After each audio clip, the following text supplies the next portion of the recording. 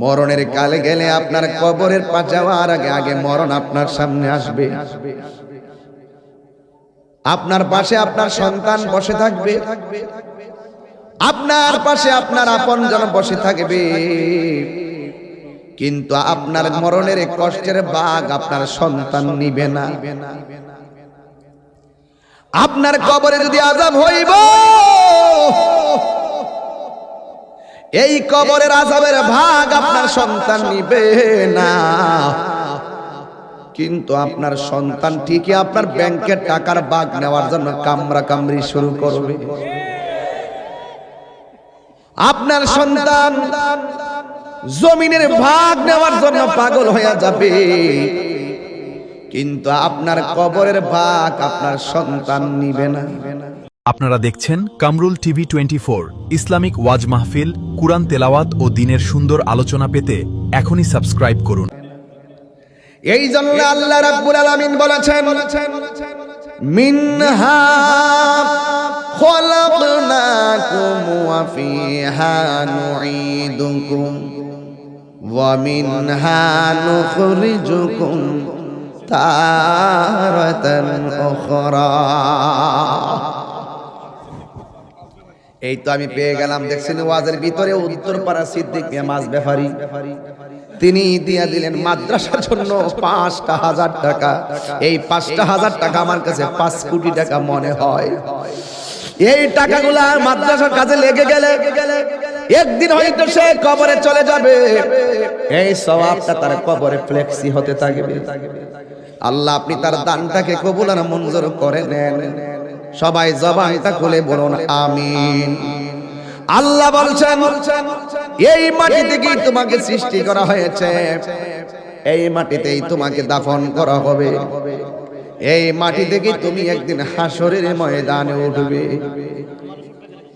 আমার যুবক ভাইরা গভীর মনোযোগ, আমাকে বিষয় দিয়েছে কবরের আযাব আর হাসরের ময়দানের ভয়াবহতা। এই ওয়াজগুলো আমি প্রতি মাহফিলে করে দিলটা নরম করে দেওয়া লাগবে। বন্ধুরে আমার, ও বাড়িউড়ার বন্ধুরা, কুস্তি শাহবাজপুর সাজদাপুরের বন্ধুরা, মাশাআল্লাহ। কোন জায়গা? জাঙ্গালপাড়ার জনাব মোশাররফ হোসেন প্রবাসী, তিনি দিলেন ৫,০০০ টাকা। জোরে করে মারহাবা। আয় রাব্বুল আলামিন, এই দান তুমি কবুল করো, মঞ্জুর করো। আল্লাহ আমি কবরের আলোচনা শুরু করে দিলাম। রিয়াসত বাড়ির আক্তার মিয়া ২,০০০ টাকা। জোরে করে মারহাবা। এই নগদ যারা তুলছেন টেহাড়ি গইনা আমার কোয়েন কত টাকা উঠছে? এই আপনারা কারা কারা টেহা দিছেন হাত তোলেন। নগদ কে কে দিছেন হাত তোলেন। মাশাআল্লাহ অনেকে দিছে, আলহামদুলিল্লাহ। আমার মনে হয় সবাই যদি অংশগ্রহণ করে মিনিমাম ৩০-৪০ হাজার টাকা ওঠার কথা। এরপর আমি গইনা দিকালে কত উঠছে টেহাড়া গনে। কেডা? উত্তরপাড়া হোসেন মিয়া দিছে, উসন মিয়া দিছে ২,০০০ টাকা। মারহাবা। স্কুল ভাড়া উসন মিয়া দিছে ২,০০০ টাকা। মারহাবা কোন।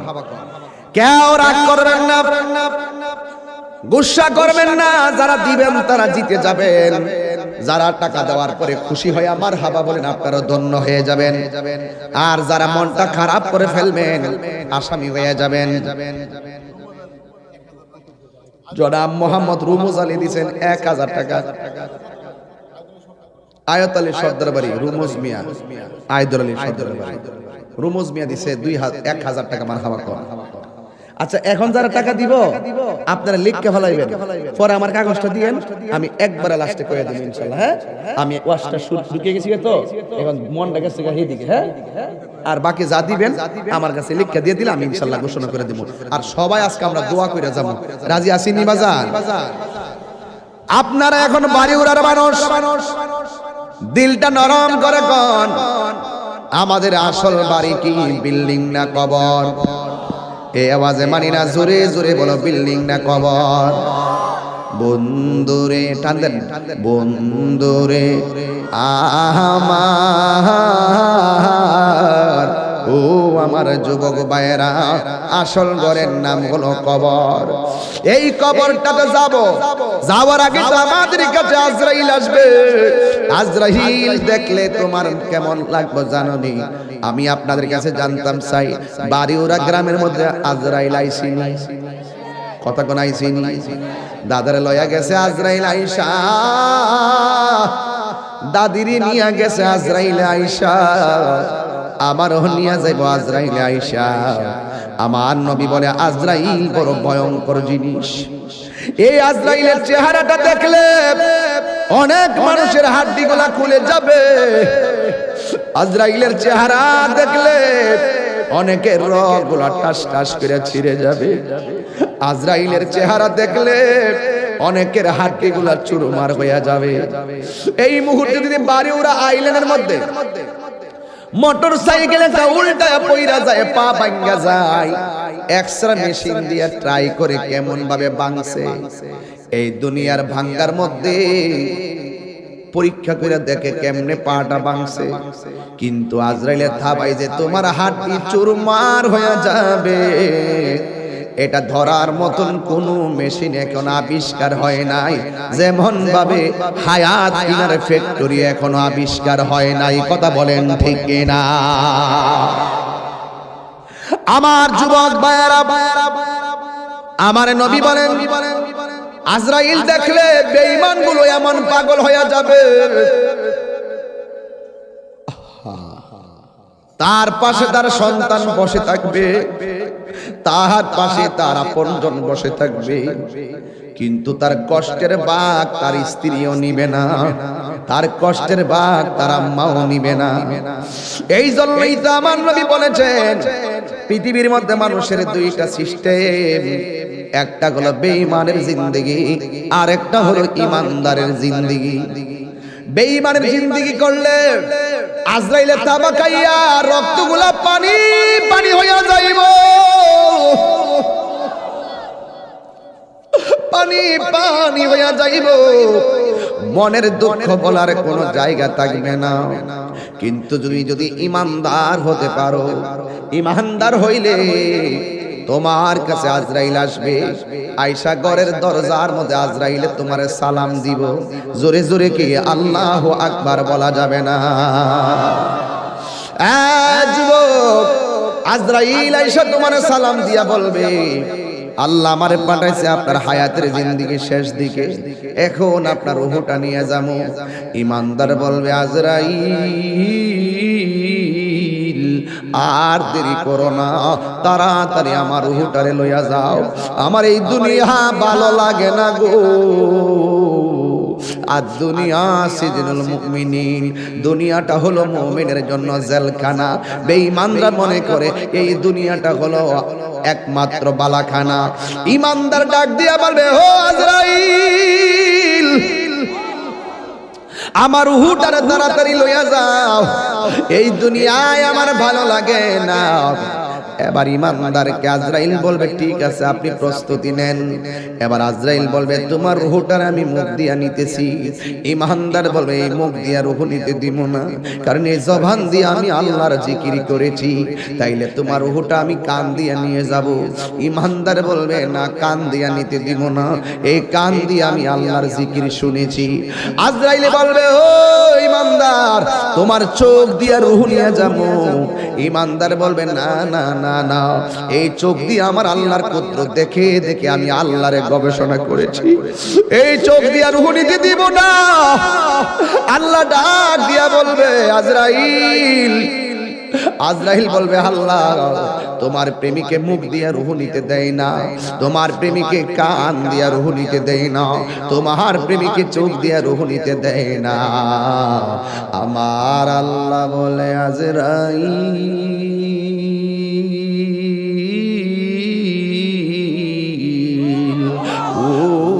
আজরাইল আমার বন্ধুর রূহটা যদি নিবা, আমার ইমানদার বান্দার রূহ যদি নিবা, তাইলে তোমার হাতের তালুর মধ্যে আমি আল্লাহর নামটা লেখো। আমি আল্লাহর নামটা লেখো, হাতের মধ্যে আল্লাহর নামটা লিখবো। আল্লাহর নামটা কেমন জানেননি? কই আল্লাহর নামটা আল্লাহু লা ইলাহা ইল্লা হুয়াল হাইয়ুল কাইয়ুম। এরপর আল্লাহর শব্দটার হামজাটা বাদ দিয়ে দেন, তাকে লিল্লাহি মা ফিস সামাওয়াতি ওয়াল আরদি, লাহু লিল্লাহ শব্দের লাম বাদ দিয়ে দেন, তাকে লাহু মুলকুস সামাওয়াতি ওয়াল আরদি, লাহু শব্দের লাম বাদ দিয়ে দেন, তাকে শুধুমাত্র হুয়াল্লাহুল্লাযী লা ইলাহা ইল্লা হু। এই জন্য আল্লাহর নামটা হলো আমার আল্লাহর ইসমে জাতের নাম। কথা বলেন ঠিক না? আল্লাহ আল্লাহ क्या मुबारक नाम है, अल्लाह अल्लाह आशिकों का काम है। मकान चुश्ती नमाजी बंज़गाना, फवाइलुल लिल मुसल्लिन अल्लज़ीना। जोरे जोरे की अल्लाहु আকবার বলা যাবে না। আমার যুবক, আজরাইল ইমানদার চোখের সামনে আল্লাহর নামটা যখন দেখবে, ওই ইমানদার আল্লাহর নামটা যখন দেখবে, সারা জীবন সে আল্লাহর নামে ফানা ছিল, সারা জীবন সে নবীর প্রেমে ফানা ছিল। ও যুবক রে, ইমানদার যখন শুইয়া শুইয়া আল্লাহর নামটা দেখবো, তখন ইমানদার আল্লাহর নামের উপরে ফানা হইয়া যাবে। ও আমার দয়াল নামে এত গো মধু,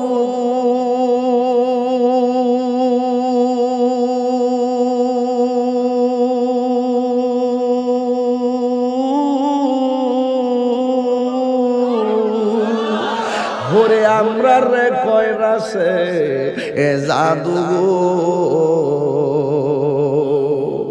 ওরে দেখা দিয়া কুলে নিয়া, দেখা দিয়া কুলে নিয়া নিবা মনের বেদনা। আমার মন হইয়াছে রে দেওয়ানা, আমার দয়াল নামে দয়াল নামে এত মধু খাইলে মধু ফুরায় না। আমার মন গয়াসের দেওয়া, আরে তোমারে পাইবার হায়াসি,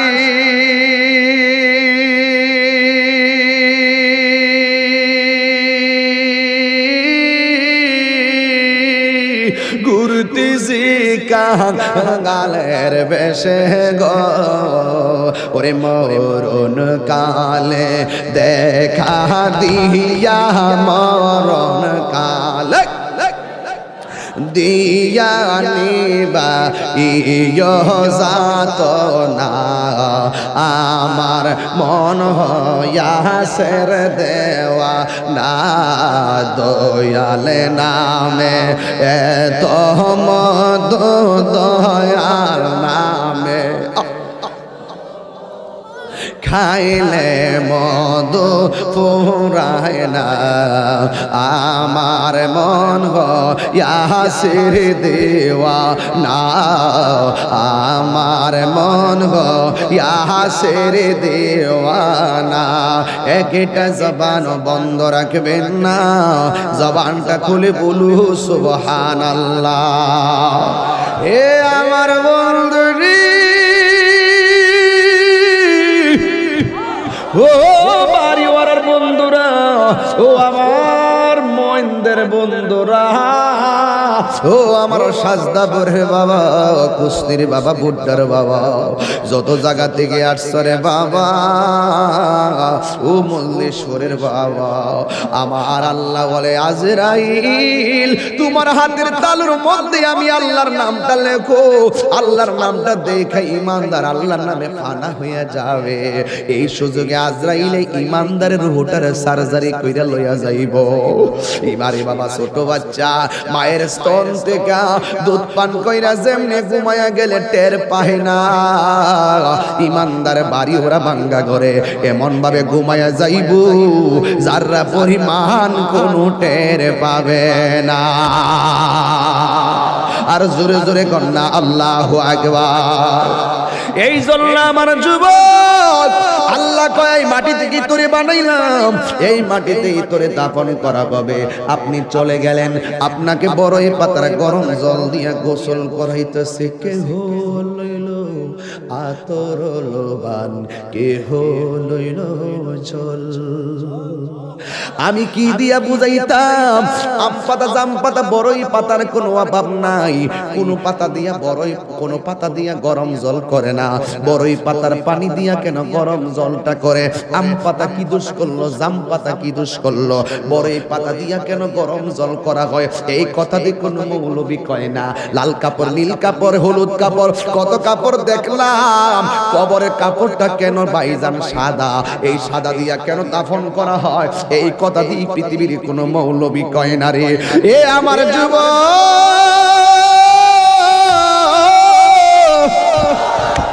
কি দিয়া বুঝাবো কবরটা কেমন ডেঞ্জারাস? কি দিয়া বুঝাবো মরণটা কত কঠিন? কি দিয়া বুঝাবো তাহিরের একটা দিন চলে যাওয়া মানে হলো আমার জীবন থেকে চিরদিনের জন্য দিনটা চলে গেছে। কোটি টাকা দিয়েও এই ঘন্টার সময়টা আনতে পারতাম না। এখন আমি শ্বাস ফালাইতাছি, 1 টাকা বিল দেওয়া লাগে না। নদীর পারে হাওয়া খাই, বিল দেওয়া লাগে না। পল্লী বিদ্যুতের ফ্যান বাতাস খাইলে বিল দেওয়া লাগে। আইসিইউতে ঢুকে গেলে দিনে 50,000 টাকা গোনা লাগে। আমার আল্লাহ যে কত নিয়ামতের বাতাস আমরা ঢুকাইতাছে, বাইরে কইরাইতাছে, 1 টাকা বিল নেই না। আল্লাহ কয় বিল লাগতো না, শুধুমাত্র তোরা 5 বার আইসা কপালটার মাটির মধ্যে লাগাইয়া দিবি। সুবহান রাব্বিয়াল আলা বলবি। দুনিয়ার মালিকের ডিউটি 20 দিন না করলে 20 দিনের বেতন কাটা। আর আমার আল্লাহ তোরে হাজিরা দিছে দৈনিক 5 বার। 1 মাস হাজিরা দেও না, 2 মাসও দেও না, মাঝে মাঝে সিটারি হাজিরা দাও। কিন্তু আমার আল্লাহ ইচ্ছা করলে তোমার গলার মধ্যে কাটা লাগাইয়া আমার আল্লাহ রিজিকটারে বন্ধ কইরা দিতে পারে। এরপরও আমার আল্লাহ রিজিক বন্ধ করে না কেন জানো নি? কারণ হলো আমার আল্লাহ কয় আমি আল্লাহ তোরে মায়া কইরা বানাইছি, মায়া লাগে। আল্লাহ ডাক দিয়ে কয় আল্লাযী খালাকাকা ফাসাওয়াকা ফাআদালাক ফি আইয়ি সূরাতিন মা শাআ রাক্কাবাক। আমার আল্লাহ তোরে সুন্দর নমুনায় বানাইছি। এই জন্য আমার আল্লাহকে খলাকতু বিয়াদাইয়া, আল্লাহ এই চেহারাটারে নিজের হাতে বানাইছে। আল্লাহ বলে মিনহা খলাকনাকুম, আমি এই মাটি থেকে তোরে বানাইছি, মানে আদমরে বানাইছে। আদম হলো ডাইরেক্ট মাটি দিয়া তৈয়ার, আমরা কইলাম মা বাবার নুতফা দিয়া তৈয়ার। বন্ধুরে আমার এই চেহারাটা ডাইরেক্ট আমার আল্লাহ নিজের হাতে বানাইছে। এই জন্যই তো মানুষের চেহারা দিয়া কাউরে আল্লাহ দুজকি দিবে না। এই জায়গার মধ্যে পশু পাখির চেহারা লাগাইয়া দোজকে দিবে, কারণ এই চেহারাটা হলো আল্লাহর কুদরতি রহস্য। কথা বলেন ঠিক কিনা? মানুষ হলো আল্লাহর রহস্য। ও যুবক, এই মানুষই আল্লাহ দুনিয়ার থেকে নিব। কত বাহানা কইরা নেয়। ইমানদারের রূহটা যেই মাত্র নিয়ে যাবে, আল্লাহ একটা ফেরেশতারে ডাক দিয়ে বলবে, ফেরেশতা জান্নাত থেকে একটা সাদা কাপড় ল। একটা সাদা কাপড় লইব, সাদা কাপড় লইয়া বলবে ইমানদারের কাছে যাও। রূহটা আজরাইলে বের করার সাথে সাথে ওই রূহটারে তুমি কাফন দিয়া বাইন্ডিং কইরা ফালাইবা। ও যুবক, এমন ভাবে রূহটারে বাইন্ডিং করব, এমন ভাবে বাইন্ডিং কইরা আসমান দিকে উড়াইয়া লইয়া যাইব, দেখতেই তো বড় ভয় লাগে। এমন ভাবে বুঝি তাহিরিরে বাইন্ডিং করব, এমন ভাবে বুঝি আপনারে বাইন্ডিং করব। দেখলই তো কেমন জানে লাগে, দেখলই তো কেমন জানে লাগে। এইভাবে বুঝি আমার বাইন্ডিং করব। আল্লাহ বলে আজরাইল ও আজরাইল রূহটা লো, আবার কো জান্নাতের ফেরেশতা আমার ইমানদারের রূহটারে জান্নাতের সাদা কাপড় দিয়া বাইন্ডিং কইরা ফালাইবি। এবার ফেরেশতা এসে বাইন্ডিং করে কইরা আসমানের দিকে একটা উড়াল মারে। এবার আসমানে যায়, প্রথম আকাশের ফেরেশতা কই ও ফেরেশতা যাওয়ার সময় দেখছি তোমার কোনো গ্রান নাই, কিন্তু এখন কোথায় থেকে খুশবু আসতেছে? কই এটা হইলো কথার কথা বলতেছে আর কি, যদি বাড়ি উড়ার ইমানদার হয় এমনে বলবে এটা হইলো বাড়ি উড়ার ইমানদারের রূহ লইয়া যাইতাছি। সাথে সাথে প্রথম আকাশের ফেরেশতা এই রূহটারে সালাম দিব। এবার দ্বিতীয় আসমানে গেলে সালাম দিব, তৃতীয় আকাশে গেলেও সালাম দিব, চতুর্থ আকাশে গেলেও সালাম দিব, পঞ্চম আকাশে গেলেও সালাম দিব, ষষ্ঠ আকাশে গেলেও সালাম দিব, সপ্তম আকাশে গেলেও সালাম দিব রে বাবা। এবার যাওয়ার পরে আমার আল্লাহ ডাক দিয়া কয় ও ফেরেশতা আর সামনে নিস না, আমি আল্লাহ ইমানদারের জন্য একটা বাড়ি বানাইছি। আর সামনে নিস না গো, আমি আল্লাহ একটা বাড়ি বানাইছি। ওই বাড়িটার নাম কি? বাড়ির নাম হলো কোরআনের ভাষায় হলো ইল্লিন। এই রূহটারে ইল্লিনে রাইখা দে। আর এই দিক দিয়া বাড়ি উড়ার এই আমার বাবার বডিটারে বাইন্ডিং করবার লাইগা বাড়ি উড়ার দোকান থেকে সাদা কাপড় আইনা বডিটারে বাইন্ডিং করলো। মানুষ আইব রে এক নজর দকিতে মানুষ আইব রে। বিষয়টা দিছেন খুব কঠিন। মানুষ আইব রে এক নজর দেখিতে মানুষ আইব রে। দেহ কাচার ও চিন পাখি, দেহ কাচার ও চিন পাখি উইরা যেদিন যাইব রে এক নজর দেখিতে মানুষ আইব রে। এইভাবে আপনার বডিটারে দেখবার লাগে কত মানুষ আইব। আয়া দৌড়ায় দৌড়ে আবার যাইব গা, কয় বাজার আছে আমার কাজ আছে কয়া কয়া দৌড়ায় দৌড়ে যাইব গা। কিসের তোর বন্ধু? ফেসবুকের বন্ধু। এই বন্ধু তোরে দেখার জন্য একটা মিনিটের জন্য আইব, আয়া কোন রকমে দেখকে আবার বন্ধু তোরে ফালাইয়া যাইব গা। কিসের তোমার বন্ধু? কয়েকটা মিনিটের জানাজার ময়দানে যাইব, ভালো করে মাটিও দিবে না, কয়েক ক্রিকেট খেলা আছে এই কথা বইলা বন্ধু চলে যাবে। তার মানে বোঝা গেল এই দুনিয়ার বন্ধু তোমার কবরের আপন না।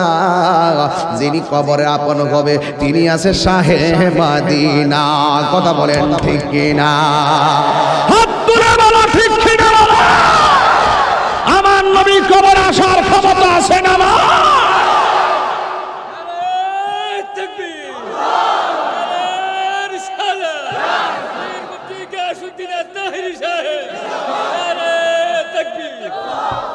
আল্লাহু আকবার বলেন। এবার ইমানদারের রূহ হলো ইল্লিনে, বডি হলো বাড়িউরা। ইমানদারের রূহরে বাইন্ডিং করে লইয়া গেছে জান্নাতের কাপড় দিয়ে আমার আল্লাহ। আর এই বাড়িউরার ইমানদারের বডিটারে বাইন্ডিং করবার লাগা বাড়িউরার কাপড় আইনা কবরে লইয়া দিতেছে। আল্লাহ ডাক দিকে এই ফেরেশতা আমার প্রেমিক যাইতেছে ঘরে, যায়া রূহটা নিয়ে তার ভিতরে ঢুকাই দিয়া। কবরে তো দুইজন ফেরেশতা আইবা, আমি তো তিনজন আইব। ওই একজন আয়া রূহ দিয়ে যাইবো গা, দুইজন আয়া প্রশ্ন করবো জোরে কন্যা সুবহানাল্লাহ। সপ্তাহ কোন যাইতো না। এবার ওই কবরের ভিতরে ইমানদারের প্রশ্ন করব তিনটা। কয়টা? রাসূল বলেন মৃত্যু যেমন সুখ, মৃত্যু যেমন দুঃখ, কবরও তেমন দুঃখ, কবরও তেমন সুখ, হাসরও তেমন সুখ, হাসরও তেমন দুঃখ। দুঃখের রাস্তা সুখের রাস্তা, আমরা চাইবো কোন রাস্তা? তো সুখের রাস্তা চাইলে তো সুখের কাজ করা লাগবে। কারো কারো জীবনে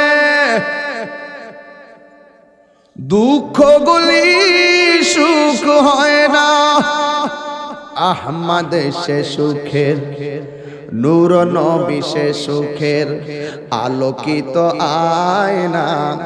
তার রঙে রঙিন হলে দুঃখগুলি আর দুঃখ রয় না সবার জীবনে। আল্লাহুম্মা সাল্লি মাওলানা মুহাম্মদ ওয়া আলা আলি সাইয়্যিদিনা বাজান আপনারা যদি কেউ উঠেন আমি কষ্ট পাবো। আমি আসল ঘরের ওয়াজ করতেছি। যদি কেউ মন খারাপ করেন আর ডান বাম সান আর মুখে হাসি আসে তাইলে আপনার মুসিবত। কেরে আসল ঘরে না। রাসূল বলছেন কবর হইল আখিরাতের প্রথম মঞ্জিল। ওই প্রথম মঞ্জিলের কথা বলতেছি। আর আপনি যদি ফেসবুক চালানো ওয়াজে বসে বসে, সেটা দুঃখজনক। আমার দিকে তাকান, কবরে সুখ আছে কিনা? রাসূল বলেন বেনামাজের জন্য কবরে 3টা শাস্তি। আমাদের খলিল রেজা সাহেব এখানে নামাজ পড়ায়, ভালো আলেম। আমার বড় কষ্ট হয়, আল্লাহ রাসূল এই কথাটাই বলছিলেন, মসজিদে যখন জামাত হয় আমি যখন দেখি কেউ ঘরে বসা, আমার মনে চায় তার ঘরটারে আমি আগুন দিয়ে জ্বালাই দিই। আমার খুব ব্যথা লাগে যখন মসজিদে জামাত হয়, আপনি দোকানে আড্ডা দেন, মনে হয় যেন কবরে শুধু আমরাই যাবো, আপনারা যাইতেন না। রাসূল বলেন কবরে বেনামাজির জন্য 3টা শাস্তি লিখে রাখেন। নাম্বার 1, কবরে দেওয়ার পরে 2 পাশের মাটি 2 প্রান্তে চলে যাবে। এই ছেলে, এই বসো বসো বসো। কি এই ছেলেরা, কবরে বেনামাজির জন্য কয়টা শাস্তি বলছি? আজকে থেকে পরিপূর্ণ মাদ্রাসা থেকে একটা হেদায়েতের বার্তা নিয়ে যাও। কয়টা শাস্তি বলছি ভাই? নাম্বার 1, কবরে লাশ দেওয়ার পরে 2 পাশের মাটি 2 প্রান্তে চলে যাবে। বলবেন এটা কিভাবে সম্ভব?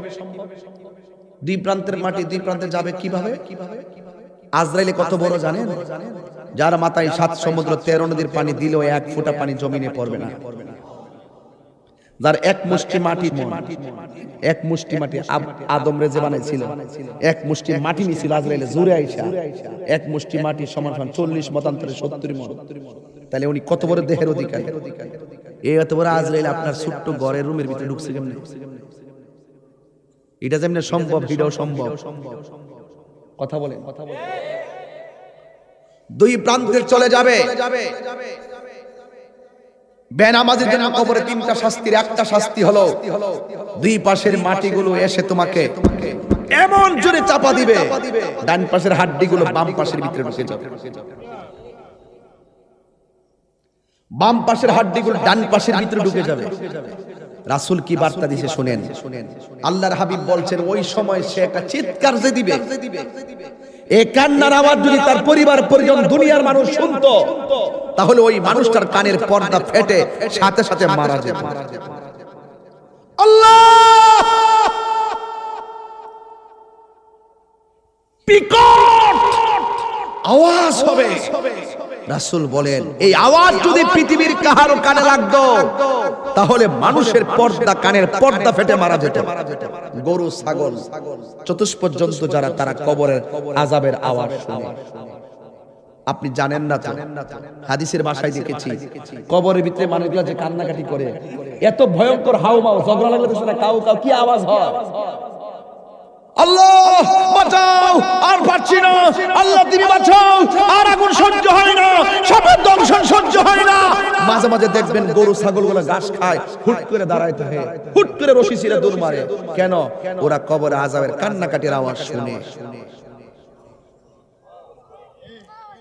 এই কাউমাউ যদি দুনিয়ার মানুষ শুনতো, রাসূলকে জিজ্ঞেস করে, রাসূল চতুষ্পদ জন্তু কথা বলতে পারে না, তারা কবরের আওয়াজ শুনে, মানুষ কেন শুনে না? রাসূল উত্তর দিলেন, মানুষ যদি কবরের আযাব শুনতো, তাইলে মানুষ দিন দরদ ছাইরা দিয়া মানুষ পাগল হইয়া হার্ট ফেল হইয়া মারা যেত। গভীর মনোযোগ, কবরের আলোচনা করতে বলেছেন, তাই সাইড করব না। মাটি তোমাকে এমন ভাবে চাপা দিবে, কোটিপতি হইয়া কবরে দোহাই দিলে চলবে না আমি কোটিপতি ছিলাম। এই কবরের মাটি তোমাকে মাটির সঙ্গে মিশাবে, কিন্তু মরণ হবে না। আপনি আল্লাহকে বলবেন, আল্লাহ আর সহ্য হয় না, একবারে আমরা মাইরা ফালাও, হাড্ডিগুলো গোড়া হয়ে গেছে, আর সহ্য হয় না গো মালিক, এই হলো বেনামাজির কবরের মাটির আযাব। এখন বলবেন মাটি কেন চাপা দিব, তার রহস্য কি শুনে যান। এই মাটির উপরে চইলা আল্লাহ কয় মিনহা খলাকনাকুম, এই মাটি দিয়ে তোমাকে সৃজন করা হয়েছে, ওয়া ফিহা নুঈদুকুম, এই মাটিতেই তোমাকে দাফন করা হবে। মাটি কেন চাপা দিবে জানোনি? এই মাটির উপরে চলে চলে তুমি আল্লাহর সঙ্গে নাফরমানি করেছো, এই জন্য মাটি তোমাকে চাপা দিয়ে মাটি প্রতিশোধ নিবে। এই জন্য যুবক, রাত্রে গুনাহ করতে গেলে খেয়াল কইরো কবর আযাবের কথা, উপেনে গুনাহ করতে গেলে আল্লাহর কথা চিন্তা কইরো। কেউ জানে না, একজন জানে সব কথা, জবানটা খুলে বলুন তিনি কে? বেনামাজির জন্য প্রথম শাস্তি হলো কবরের মাটির চাপ। এখন বলবেন হুজুর 2 নম্বর শাস্তি কি? 2 নম্বর শাস্তি হলো কবরে দেওয়ার পরে জাহান্নামের আগুনের একটা উত্তাপ দেওয়া হবে। এই উত্তাপটা দুনিয়ার আগুনের 70 গুণ বেশি তাপ হবে। আল্লাহরে বলবো, আল্লাহ আর সহ্য হয় না, বাঁচাও। কিন্তু ওই জায়গার মধ্যে আগুন নিভাবার কোনো ফায়ার সার্ভিস নাই। এই মুহূর্তে তাহিরের উপরে যদি আক্রমণ আসে, কিছু লোক হলেও আপনারা আমার পক্ষে কথা বলবেন। খলিল সাহেবের উপরে আক্রমণ আসলে কিছু লোক হলেও আপনারা কথা বলবেন। বাড়ি উড়া যদি একটা বংশের নাম কোনটা দিয়ে চেয়ারম্যান সাহেবের বাড়িতে যদি আগুন লাগে, বা আমার বাড়িতে আগুন লাগলে পাশের বাড়ির মানুষকে আগুন নিভাতে যাবে না? যাবে না, যাবে না? আমার বাড়িতে আগুন লাগলে পাশের বাড়ির মানুষ আগুন নিভাতে যাবে, কিন্তু ঘরের পাশে কবরে আগুন দাউ দাউ করে জ্বলতেছে, আগুন নিভাইবার কোনো ব্যবস্থা আসেনি রে বাবা। এই জন্য বেনামাজির কবরে আগুন ধরে দিবে, অবস্থা ভয়াবহ হবে। 3 নম্বর বেনামাজির কবরে 3 নম্বর শাস্তি হলো বেনামাজির কবরে একটা সাপ ঢুকবে, যেই সাপের দাঁতগুলো হবে 70 গজ লম্বা, চোখগুলো হবে দুনিয়ার আগুনের চাইতে 70 গুণ লাল। ওই সাপটার মাথায় থাকবে মহিলাদের চুলের গোছার মতন চুল। ওই সাপের গায়ের মধ্যে দুর্গন্ধ থাকবে। আমরা একটা সাপের দুর্গন্ধ সহ্য করতে পারি না, নাকে ধরে যাই, লাশের গন্ধ সহ্য করতে পারি না। কিন্তু ওই সাপের গায়ের মধ্যে এমন দুর্গন্ধ থাকবে গো, এই সাপের দুর্গন্ধ যদি কাহারো নাকের মধ্যে লাগতো, ওই মানুষটা কলেরা হইয়া সাথে সাথে মারা যাইতো। এমন দুর্গন্ধ সাপ কবরে ঢুকাইয়া দেওয়া হবে। ও তাহিরি হুজুর, এই সাপটা কতটুকু লম্বা? বুখারী শরীফের হাদিস খুললা দেখেন, এই সাপের দৈর্ঘ্য হলো 450 কিলোমিটার লম্বা। এমন বিষাক্ত সাপ তোমার পায়ের মধ্যে সুবল দিবে না, তোমার কপালের মধ্যে সুবল দিবে না। কারণ মানুষের বডির ভিতরে কোন দিক দিয়ে শয়তান মানুষের ভিতরে ঢুকে জানেননি? কান দিয়া ঢুকে না, নাক দিয়া ঢুকে না, চোখ দিয়া ঢুকে না, শয়তান মানুষের ভিতরে প্রবেশ করে নাভি দিয়া, নাভি দিয়া। এই জন্য ওই শয়তানের পাল্লাই পইরা যারা নামাজ চাইরা দিছো, ওই সাপটা তোমার নাভির মধ্যে এমন জোরে 70 গজ দাঁতটা বসাইয়া দিয়া বডিটারে আলাদা কইরা 70 গজ মাটির নিচে নিয়ে ঢুকাইয়া দিবে। আপনি বলবেন আল্লাহ আর সহ্য হই না গো। ও যুবক, পায়ে হাত দিয়া বইলা যায়, নামাজ ছাড়লে আল্লাহ বড় অসন্তুষ্টি হইয়া যায়। একদম মুসা নবীর কাছে একটা মহিলা আসলেন, আয়েশা বলতেছে, মুসা নবী গো, আমি এমন গুনাহ করছি, আল্লাহর কাছে 100 বার ক্ষমা চাইলে মনে হয় কেন জানি আল্লাহ ক্ষমা করবে না। আমি এত তওবা করি, চোখের পানি ফেলায়া কান্দি গো মুসা নবী। আপনারা আওয়াজ করে বলেন, মুসা নবী কি নরম নবী না গরম নবী? মুসা নবীর আয়েশা বলে, নবী গো, আমি এমন গুনাহ করছি আমার আল্লাহ ছাড়া কেউ জানে না, কিন্তু আমি এমন ভাবে আল্লাহর কাছে ক্ষমা চাই, কিন্তু আমার আল্লাহ ক্ষমা করবে কিনা আমি জানি না। কেন জানে মনে হয় আমার আল্লাহ আমাকে ক্ষমা করবে না। এবার মুসা নবী ডাক দিয়ে, ও পাগলি, তুমি কি এমন গুনাহ করছো যে এই গুনাহের কারণে আল্লাহর কাছে তওবা করার পরও তোমাকে তওবাটা কবুল হবে কিনা তুমি মনে করতে পারো না? এবার মহিলা ডাক দিয়ে বলে, নবী গো, আপনি তো আল্লাহর সঙ্গে কথা বলেন, আপনি আল্লাহরে যাইয়া আমার নামটা ধরে কইবেন, আমি মহিলার দোয়া আল্লাহ কবুল করছেনি, আমার গুনাহগুলো আল্লাহ মাফ করছেনি। এবার মুসা নবী ডাক দিয়ে, মহিলা, তুমি কি এমন গুনাহ করছো যেই জন্য তোমার কথা আল্লাহর কাছে গিয়ে আমি তুলে ধরার জন্য বলেছো? এবার মহিলাটা ডাক দিয়ে বলে, নবী গো, আমি একটা অন্যায় করছি। কই কি অন্যায়? কই আমার বিয়ে হয় না, কিন্তু আমি একটা মানুষের সঙ্গে অবৈধ মেলামেশা করেছি। এরপরে আমি বুঝতে পারি নাই আমার পেটের মধ্যে একটা সন্তান চলে এসেছে। এখন মনে মনে ভাবলাম এই সন্তানটার আমি কি করব, কিন্তু মারার তো কোনো পদ্ধতি পাইলাম না। আমি একটা আস্তে আস্তে কোন রকম ভাবে কাপড় চোপড় দিয়া দিয়া চলাফেরা করি, মানুষকে আমি বুঝতে দেই না যে আমি হামেলা। এই জন্য আমি কোন রকম ভাবে চলাফেরা করি, কাপড় চোপড় পরি যেন মানুষে না বুঝে। কিন্তু আমি এমন ভাবে দিন যত বাড়তে শুরু করলো, আমার শরীরটা ভারী হইতে শুরু করলো। শেষ পর্যন্ত যখন ৬-৭ মাস হলো, মানুষ আমারে দইরা ফেলাইবো আমার অস্বাভাবিক অবস্থা দেখলে। এরপর আমি জঙ্গলে জঙ্গলে যায়া যায়া ঘুরছি যেন মানুষ আমারে ধরতে না পারে। ও নবী গো, নবী গো, নবী গো, আপনি জানেননি গো, আমি যখন দেখলাম 10 মাস 10 দিন হয়ে গেল, একদিন আমার পেটের ব্যথা উঠে গেল, মনে হয়েছে যেন আমার সন্তানটা হইব। কোন দাইমারে ডাকলে শাস্তি হইয়া যাইব, কোন দাইমারে ডাকলে সাক্ষী হইয়া যাইব, কোন মহিলারে ডাকলে সাক্ষী হইয়া যাইব। এখন আমি কি করব? নিজে নিজেই প্রসব করাইছি আমার সন্তান, এখন আমি কি করব? এতদিন আমি পেট গোপন করছি, এখন আমি বাচ্চাটা গোপন করব কেমনে? এক তো আমি জিনা কইরা গুনাহ করলাম, 2 নম্বর সন্তান হইয়া গেছে। এখন আমি সন্তানটা লোক সমাজে লইয়া গেলে আমি কলঙ্কিনী হইয়া যাইব। মুসা নবী, আমি কি ভয়ঙ্কর গুনাহ করছি জানেননি? আমি জঙ্গলার ভিতরে বাচ্চাটা হওয়ার পরে জিন্দা সুন্দর একটা ফুটফুটে বাচ্চা, এই বাচ্চাটার আমি গলার চিপ দিয়া মাইরা ফেলাইছি। এই জন্য আমি জিনা কইরা গুনাহ করছি, এক অপরাধ। আমার পেটের মধ্যে বাচ্চা নিছি, আরেক অপরাধ। এই বাচ্চা হওয়ার পরে আমি গলা চিপ দিয়া মাইরা ফলাইছি, এটা আমার অপরাধ। এবার মুসা নবীর কাছে, ইয়া মুসা কালিমুল্লাহ, মাফ হইবনি গো, আমার গুনাহ মাফ হইবনি। মুসা নবী তো গরম নবী, মুসা নবী ডাক দিয়া কম বক্তার মহিলা, যাও যাও, এখান থেকে চলে যাও, এখান থেকে চলে যাও, এখান থেকে চলে যাও। ইন দি মিন টাইমে মহিলা ডাক দিয়া কয়, মুসা নবী গো, অনেক আশা ভরসা লইয়া আপনার কাছে আসছিলাম, আপনি আমারে তাড়াইয়া দিতেছেন, কিন্তু এখন আমি কি করব?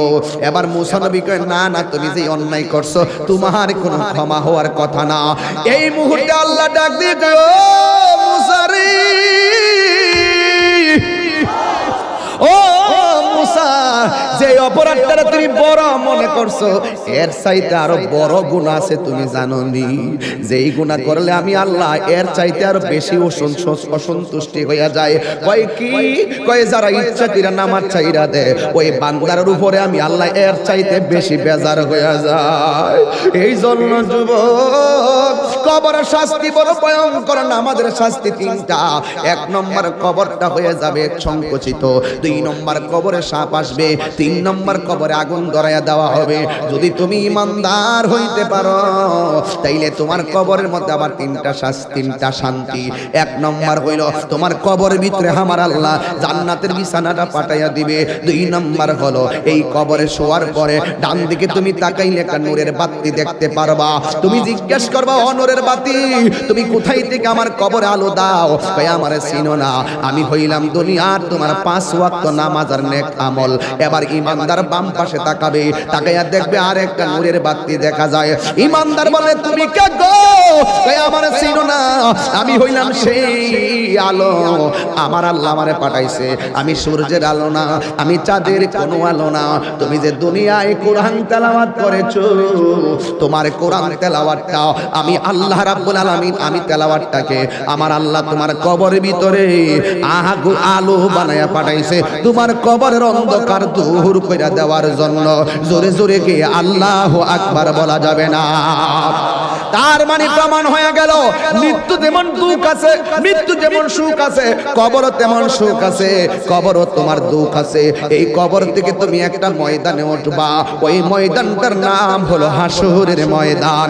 জোরে জোরে কি আল্লাহু আকবার বলা যাবে না? ওই ময়দানে তুমি এমনি উঠবা না, উলঙ্গ অবস্থায় উঠতে হবে। আয়েশা সিদ্দিকা ডাক দিয়া কয়, ইয়া রাসূলুল্লাহ, একটা আওয়াজ দিবেন যে আওয়াজটা মাহফিল আজকে হয় নাই। ইয়া রাসূলুল্লাহ, নবী গো,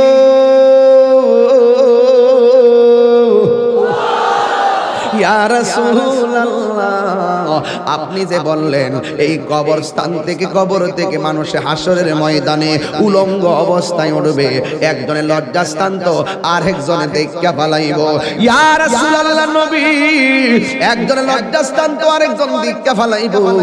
আমার নবী বলে আয়েশা, ও আয়েশা রে, একজন আরেকজনের লজ্জাস্থান দেখবো তো দূরের কথা, কবর থেকে ওঠার সময় হাতটা ভাঙ্গা হাসরের ময়দানে উঠবো, আজ বিঘা দুপুরে সূর্য থাকবো, কেউ কাহার দিকে তাকাইতে পারবে না। রে আমার ও বাড়ি ওনার বাবারা,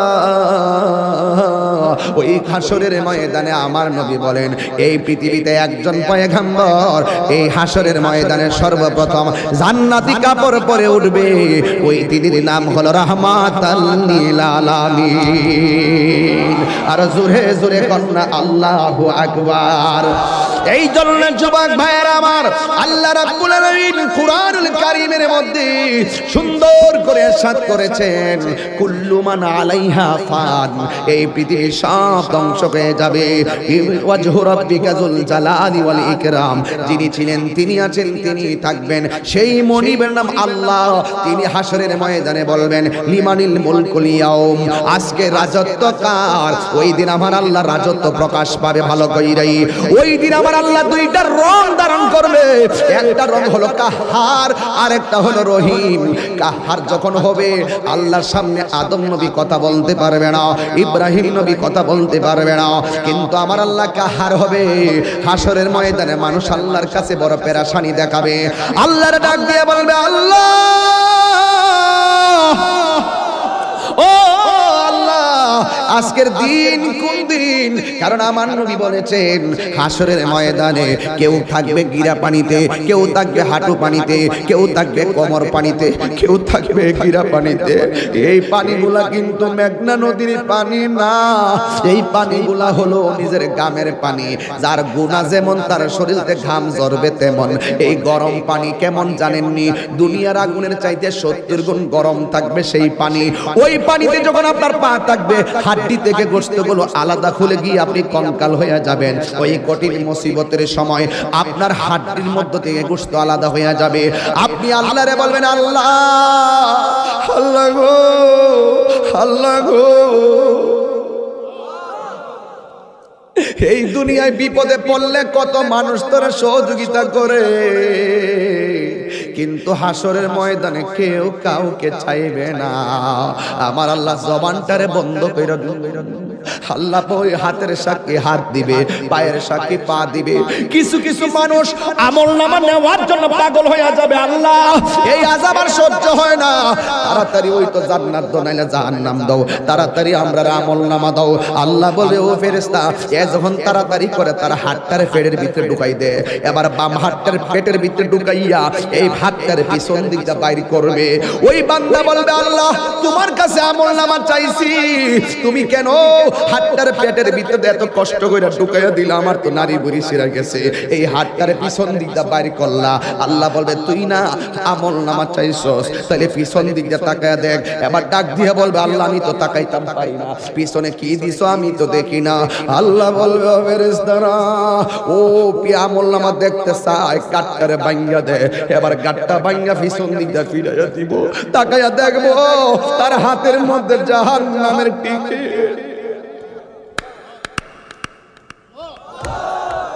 হায় রে, অনেক মানুষ আল্লাহর কাছে হাসরের মাঠে পানি চায়, আল্লাহরে কইব আল্লাহ পানি পান করমু, পানি। আল্লাহ বলবে নাফরমানদের জন্য জাহান্নামের নিচ থেকে পুষ তুল, পুষ তুইলা দে পানি পান করার জন্য। জাহান্নামের নিচ থেকে পুষ তুলে দেওয়া হবে, ওই পুষগুলো তারা খাইতে থাকবে, সাথে সাথে জিহ্বাটা গলে পড়ে যাবে, আবার খাবার চাইবে, জাক্কুম নামক ফল দেওয়া হবে, গলার মধ্যে যাইয়া আগুনের কুণ্ডলিপি হয়ে যাবে। আল্লাহরে ডাক দিয়া বলবো আল্লাহ তোমারে কইছি একটু পানি দাও, এমন পানি দিলা। আবার কিছু বান্দা বলবে আল্লাহ আমার আরো পানি দাও। আল্লাহ বলবে এই বান্দাগুলারে ওই পানিটা পান করাইয়া দে, যে এই পানি এক ফোঁটা পান করলে জীবনেও আর পানি তৃষ্ণা লাগবে না। এবার তাদেরকে হাউজে কাউসারে পানি পান করানো হবে। ওই বান্দারা বলবে আল্লাহ আমরাও তোমার বান্দা, তারাও তোমার বান্দা, তারাও তুমি আমরা তোমার রব জানি, তারাও তোমার রব জানছে। আল্লাহ আমরা পাইলাম জাহান্নামের পুজোরে পানি, ওরা কেন পাইলো হাউজে কাউসারের পানি? আল্লাহ বলবে ওরা কারা জানোস নি? এরা হইল আমার ওই সমস্ত বান্দা যারা দুনিয়ায় সেহরি টাইমে সেহরি খাইছে, সারাটা দিন গলাটা শুকাইয়া গেছে, এরপরও পানি পান করে নাই। দুপুর বেলা পেটের ক্ষুধা চৌচির হইয়া গেছে, এরপর পানি পান করে নাই, ভাত খায় না। এরা হলো আমার রোজাদার বান্দা, এরা আমার সন্তুষ্টির জন্য খাবার বিলাইয়া দিছে, এরপরও খাবার খায় নাই। এদেরকে আমি আল্লাহ হাউজে কাউসারের পানি পান করাইতেছি। এই জন্য যুবক আমার হাসরের ময়দানে দুইটা সুখ, দুইটা দিক আছে, একটা হলো সুখের আর একটা হলো দুঃখের। তুমি আমি সবাই হাসরের ময়দানে কাঁদবো। কিছু কিছু ছেলেরা, কিছু কিছু মানুষ তাকাইয়া দেখবে হাসরের ময়দানে কিছু কিছু মানুষের গায়ের মধ্যে আগুনের শিকল লাগানো হবে। নবী ডাক দিয়া বলবে আল্লাহ এই সমস্ত বান্দাগুলোকে, আল্লাহ বলবে এরা কারা জানেননি? যারা দুনিয়াতে মা বাবার মনে কষ্ট দিয়েছে, এইগুলা হলো সেই সমস্ত বান্দা। ও আমার যুবকের দল, মনে করতেছ মা বাপরে কষ্ট দিয়া বুঝি তোমরা বুঝি কবরে যায়া সুখ পাইবা, মা বাপরে দুঃখ দিয়া বুঝি কবরে যায়া সুখ পাইবা? না রে না, হাসরের ময়দানে ওই মা বাবার যারা কষ্ট দিব তাদের গায়ের মধ্যে আগুনের শিকল লাগাইয়া দিব। এই লাগাইয়া দেওয়ার কারণে হাড্ডিগুলা মজ্জা পর্যন্ত ঢুকে যাবে। এই জন্য বাড়ি উড়ার বাবা আমার পূর্বের আলোচক এই দিকে খেয়াল করে কথা বইলা গেছে। এরপর হাসরের ময়দানে চিত্র তুলে ধরলাম, সবার মুখের মধ্যে শুধু নাফসি নাফসি থাকবে, শুধুমাত্র নাফসি নাফসি। আদম নবী বলবে নাফসি নাফসি, ঈসা নবী বলবে নাফসি নাফসি, ইব্রাহিম নবী বলবে নাফসি নাফসি, সব নাফসি নাফসি।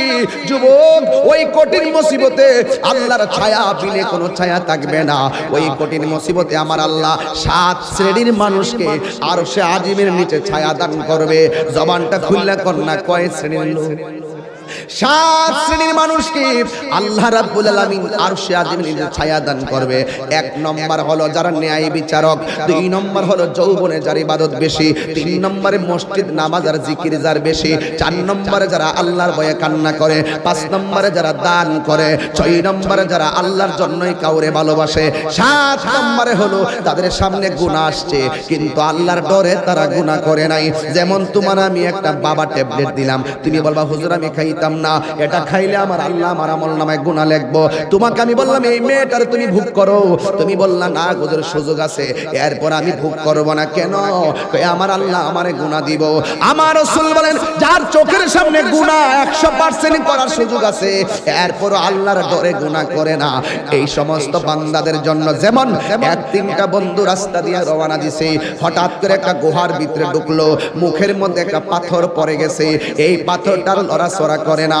এবার বন্ধু 3 জন ভিতরে আটকা পড়ে গেছে, এই পাথরটা সরাইতেও পারে না। বন্ধুরে আমার ও বাড়ি ওরা কষ্ট হচ্ছে আপনাদের? একটু জবানটা খুললে কেন আল্লাহু আকবার। বন্ধু কয়জন? আরো জোরে। কিসের ভিতরে আটকা পড়ছে? আমি তাহিরি আপনাদেরকে যা বলতেছি হেদায়েতের লক্ষ্যে ওয়াজ করতেছি। যদি মনে করেন যে আমি উড়াইল্লা ওয়াজ করতেছি, ভুল হবে। আমার ওই অনেকগুলো আয়াত আছে, আমি আয়াত পড়বো মাঝখান তো আয়াত যে ফিরে ওয়াজ করবো, এই ওয়াজ করাও তো আমার পক্ষে সম্ভব হইতে পারতেছে না। অনেকগুলো আয়াত আসছে যেগুলো নিয়ে আমি কথা বলার এখন পসিবল হচ্ছে না, সময় খুব বেঁধে দেওয়া সময়। তবে একটি কথা বলতে চাই, ওই গুহার ভিতরে যখন 3 জন ঢুকলো, ঢোকার পরে বলতেছে এখন কি করব, পাথর তো সরাতে পারি না, কি করব এখন? পাথরের ফাঁক নাই যে এই ফাঁক দিয়ে আমি কাউকে ডাক দিব, কেউ আসে আমাকে বাঁচাবে। আবার যদি কেউ ডাক দিতে না পারি, পাথর যদি সরাতে না পারি, তাহলে এটার ভিতরে আমাকে না খেয়ে মরতে হবে। এখন তিন বন্ধু বলতেছে তাহলে একটা কাজ করো, নিশ্চিত মৃত্যুর মুখে পড়ে একজন আরেকজনকে কয় জীবনে যদি কোনো ভালো কাজ করে থাকি চলো ওই ভালো কাজটাকে পুঁজি করে আল্লাহকে বলি, আল্লাহ তুমি আমাকে এই কাজটার উসিলাই তুমি আমাকে মাফ করে দাও।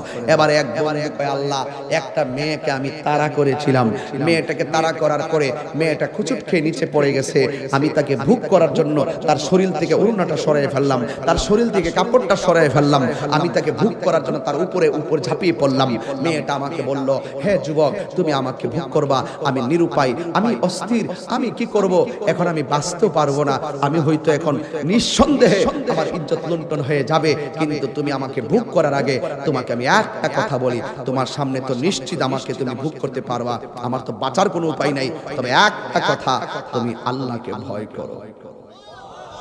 ওই ছেলেটা পাহাড়ের থেকে বলতেছে আল্লাহ ওই দিন আমি মেয়েটার উপর থেকে লাফ মেরে দাঁড়িয়ে গিয়েছিলাম, আমি কাপড় পরিয়ে দিয়েছিলাম, ওড়নাটা পরিয়ে দিয়েছিলাম, আমি তাকে সসম্মানে বাড়িতে পৌঁছে দিয়েছিলাম, একমাত্র তোমাকে ভয় করে, নিশ্চিত পাপ কাজ থেকে আমি দূরে চলে এসেছিলাম শুধু তোমাকে ভয় করে, যদি সত্যিকার অর্থে তোমাকে ভয় করে থাকি তাহলে পাথরটা সরায় দাও। কথাটা বলতে দেরি পাথরটা সরে গেছে। রাসূল বলেন নিশ্চিত তার সামনে গুনাহ আছে, নিশ্চিত গুনাহ, সুযোগ আছে, বৃষ্টি পড়তেছে, মালিকে টিনের ঘরে ঘুমাইতেছে, হুট করে কলিজাল লয়ে গেছে, টিনের ঘরের আওয়াজে বৃষ্টির আওয়াজে হয়তো মালিকে টের পাবে না, কলিজালটা হাতের মধ্যে নিয়া কেউ মারতেছে, নিশ্চিত 20-25টা মাছ উঠবে, কেউটা মারতে যায় কয় মালিককে দেখতো না, চুরি যে করমু গুনাহ তো হইব, থাক দে। দুধ দোহন করছে, হুট করে কয় 2 কেজি আছে, আধা কেজি, এক পা পানি দিয়ে দিই, দামটা একটু বেশি পাবো, পানিটা মিশানোর সুযোগ আছে না, কেউ দেখে না, আল্লাহ দেখতেছে। ওজনের মাপে দোকানে মাপতেছে মাছ, কিন্তু এই সুযোগ আছে কিন্তু গুনাহ করে না। রাসূল বলেন এই প্রকৃতির মানুষগুলো হলো একটা আছে মানে সুযোগ পানা গুনাহ করার জন্য, আরেকটা আছে নিশ্চিত সুযোগ আছে এরপর সে গুনাহ করে না, আছে না? রাসূল বলেন এই প্রকৃতির মানুষের জন্য আল্লাহ পাক হাসরের মাঠে আরশে আজিমের ছায়া দান করবেন। তাইলে কবরে মৃত্যুতে সুখ আছে, দুঃখ আছে, কবরে সুখ আছে, দুঃখ আছে, হাসরের মাঠে সুখ আছে, দুঃখ আছে। তো সুখের কাজ দুনিয়াতে করতে পারলে মৃত্যুতে সুখ, কবরে সুখ, আর হাসরেও সুখ। আর যদি মনে করেন আপনি মৃত্যুর বেলায় আটকায় যান তাহলে আপনি কবরও আটকাবেন, হাসরে আপনি আটকায় যাবেন। তাইলে আমরা সুখ চাই কি চাই না? 2 হাত সোজা করে বলতে হবে আমরা আল্লাহর বিধানগুলো মানতে চাই কি চাই না? আর জোরে বলো চাই কি চাই না? আল্লাহ আপনাদের সকলকে কবুল করুন, বলুন আমিন।